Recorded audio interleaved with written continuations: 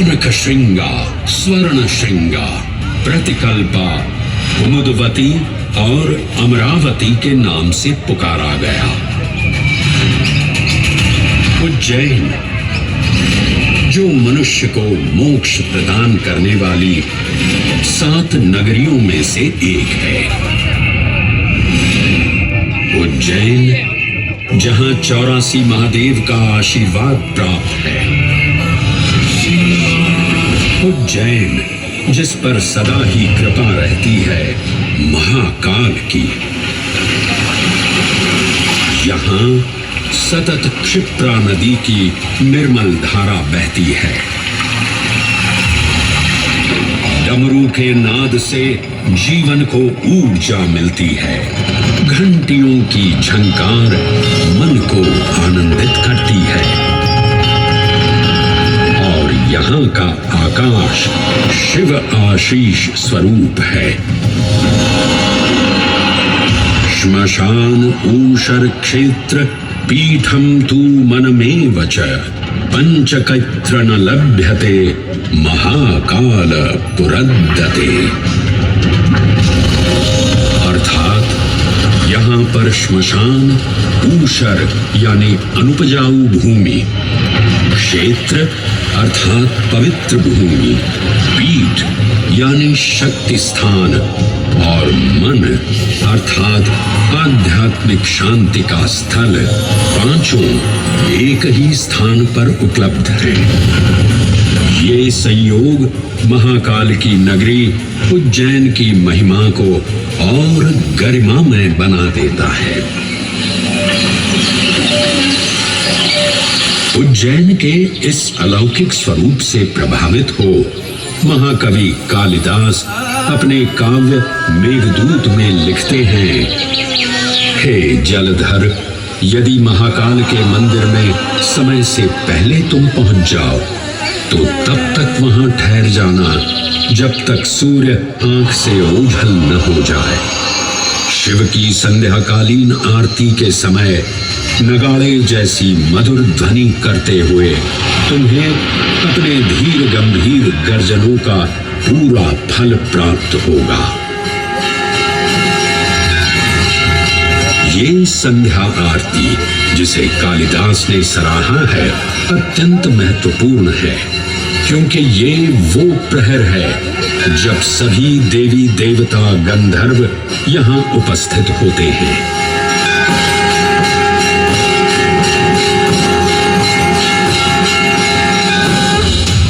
उज्जैन की महिमा अद्वितीय है। सतयुग, त्रेता युग, द्वापर युग और कलयुग, हर युग में इसका अप्रतिम महत्व रहा है। इस काल यात्रा में सबसे पहले आपको सतयुग के उस कालखंड में ले चलता हूँ जहां देव और दानव एकत्रित हैं समुद्र मंथन करने के लिए। मन की आंखों से कल्पना कीजिए, भगवान विष्णु ने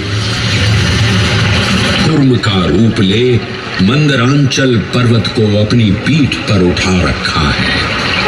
सागर से विकराल लहरें उठ रही हैं, मेघ भयानक गर्जना कर रहे हैं। देव और दानव वासुकी सर्प को नेति बना और मंदार पर्वत को मथनी बना सागर को मथ रहे हैं कि तभी जल का पाप कालकूट विष निकलता है और पूरी सृष्टि को अपने ताप से झुलसाने लगता है। इस भयावह स्थिति ने देवताओं और असुरों के बीच हाहाकार मचा दिया। यह कैसा अनर्थ है? लक्ष्य था अमृतत्व का, पर अब मृत्यु की विकराल छवि हमारी आंखों के समक्ष मंडरा रही है। इस भयंकर संकट से केवल वही उद्धारकर्ता मुक्ति दिला सकते हैं जो समस्त विश्व के परम संरक्षक हैं। तभी सब महादेव की शरण में जाते हैं और पुकार लगाते हैं, ओम नमो भगवते रुद्राय। और फिर तुष्टा महादेव भक्तों की गुहार सुनते हैं, कैलाश से उतरते हैं, विष को अपनी अंजुलि में भर अपने कंठ में धारण करते हैं।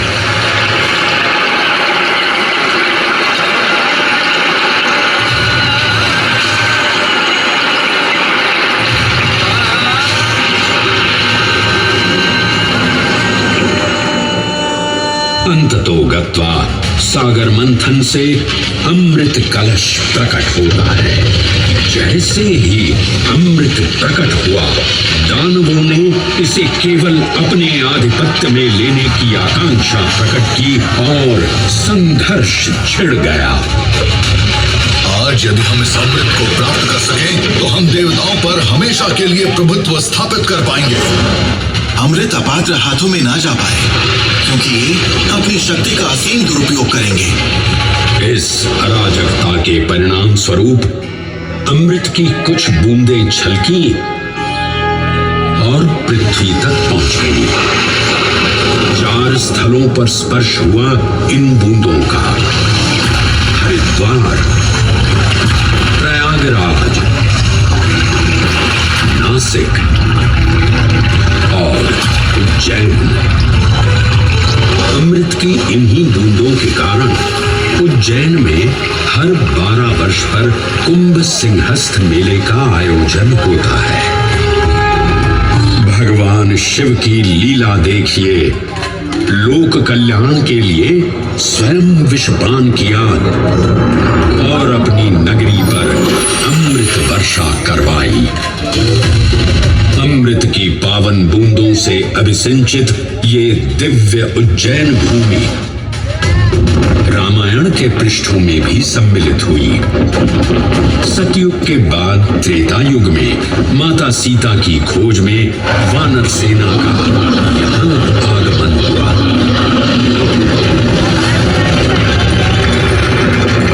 समय की इस यात्रा के माध्यम से अब प्रवेश करते हैं वाल्मीकि रामायण के किष्किंधा कांड में। जब वानर राजा सुग्रीव अपने यूथपतियों से सभी प्रमुख स्थानों पर जाने के लिए कहते हैं और उन्हें अवंती नगर यानी उज्जैन जाने का आदेश भी देते हैं। मेखला उत्कल के क्षेत्र, दशर्न के नगर, आब्रवंती, अवंती और विदर्भ के राज्य, साथ ही माहिष्का के आकर्षक राज्य में भी पूरी तरह से खोजना होगा। एक युग भगवान विष्णु के राम अवतार से संपृक्त और अगला युग उन्हीं के एक और दिव्य अवतार से समरस होना, ये अद्वितीय संगम केवल उज्जैन में ही संभव था। परंतु एक क्षण ठहरिए और ध्यान से सुनिए। ये हैं महाकाल के 1008 दिव्य नाम। हाँ, मैंने काल चक्र को परिवर्तित कर दिया है और अब द्वापर युग का शुभारंभ हो चुका है। विस्मय पूर्ण हो जाएंगे ये जानकर कि महाकाल के इन नामों को स्वयं भगवान श्री कृष्ण ने रचकर पिरोया था। महाकाल सहस्र नामावली की ये अद्भुत रचना उस समय की है जब योगेश्वर कृष्ण, उनके मित्र सुदामा और शेषावतार बलराम ने अवंती नगरी में स्थित सांदीपनी ऋषि के आश्रम में वेदांत दर्शन और शस्त्र विद्या की शिक्षा ग्रहण की थी। कहते हैं कि भगवान श्री कृष्ण को अवंती ने ऐसा मंत्र मुग्ध कर दिया कि यहाँ 64 दिनों तक रुककर उन्होंने 64 विद्याएं और 14 कलाओं का ज्ञान लिया। उज्जैन का संबंध महाभारत से भी जुड़ा हुआ है। इस महान महाकाव्य के वन पर्व में उल्लेख किया गया है कि महाकालेश्वर मंदिर में स्थित कोटि तीर्थ जल का स्पर्श मात्र करने से अश्वमेध यज्ञ के समान फल प्राप्त होता था। और फिर परिवर्तन की इस अनवरत धारा ने एक नई कहानी लिखी। उज्जैन में उदय हुआ मौर्य वंश का। सम्राट बिंदुसार ने अपने पुत्र अशोक को उज्जैन का राज्यपाल बनाया और समय के साथ अशोक के शासनकाल में धर्म का विस्तार हुआ। मौर्य वंश के पश्चात विभिन्न राजवंशों, सम्राटों और नरेशों ने उज्जैन की सेवा की। उनमें से प्रमुख मारवागण और फिर गुप्त वंश ने यहां राज कर इसके वैभव में वृद्धि की। उज्जैन ने अपने भव्य तेज से जहां महात्माओं और शासकों को आकर्षित किया, वहीं इस नगर पर आतताइयों की दृष्टि भी पड़ी।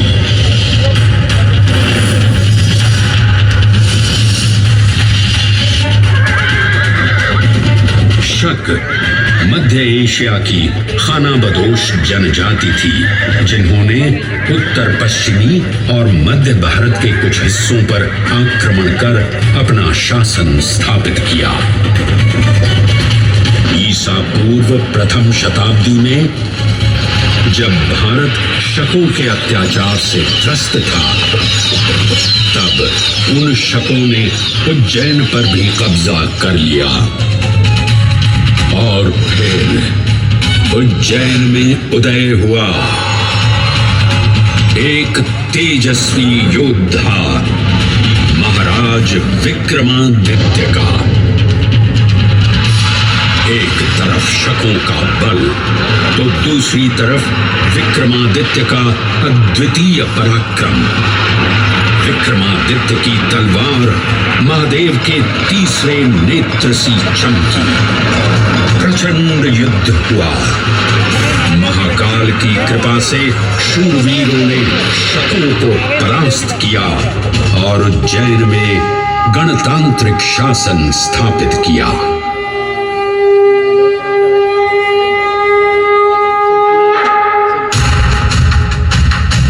इन्हीं महाबली विक्रमादित्य की राज्यसभा महाकाल मंदिर में ही प्रतिष्ठापित थी। आज भी इस मंदिर की घंटियों में विक्रमादित्य की वीरता और शौर्य की प्रतिध्वनि गुंजायमान होती है। राजा विक्रमादित्य और शकों के मध्य हुए युद्ध ने उज्जैन को काल चक्र से अभिन्न रूप से जोड़ दिया, क्योंकि जिस दिन उनको विजय प्राप्त हुई, उस गौरवशाली उपलब्धि के सम्मान में एक नवीन पंचांग का शुभारंभ किया गया, विक्रम संवत पंचांग।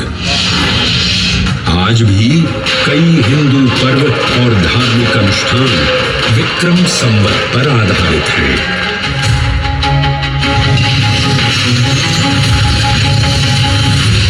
पृथ्वी की भौगोलिक कर्क रेखा इस पावन उज्जैन भूमि से होकर गुजरती है। लगभग 300 वर्ष पूर्व उज्जैन विश्व समय का प्रमुख संदर्भ बिंदु था। यही कारण है कि उज्जैन की वेधशाला में वराहमिहिर, आदित्यदास, ब्रह्मगुप्त, आर्यभट्ट और भास्कराचार्य जैसे महान विद्वान अनुसंधान और अध्ययन में तल्लीन रहते थे। खगोल शास्त्र का केंद्र, महाकालेश्वर का आवास, जगत गुरु कृष्ण की नगरी, विक्रमादित्य का राज। जयति जय उज्जैनी, वैभवशालिनी नगरी उज्जैन।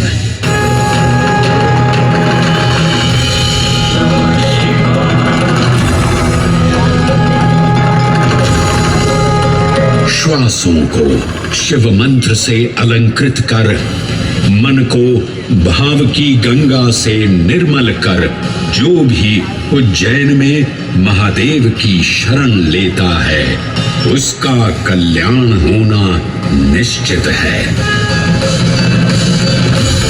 आज सुनी सबने गाथा महाकाल की, दर्शन जिनके दुर्लभ हैं, नमन करे जिन्हें काल भी, चरण में जिनके है बसा। ये समस्त संसार कभी नहीं देखा होगा धरती पर ऐसा चमत्कार।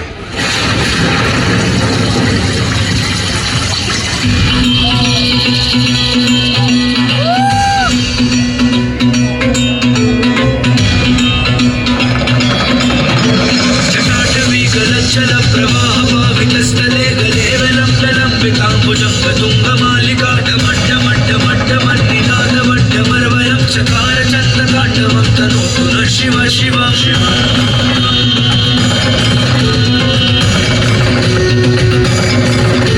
जटाकटाह सक्रमभ्रमन्निलिम्ब निर्झरी विलोलवीचि वल्लरी,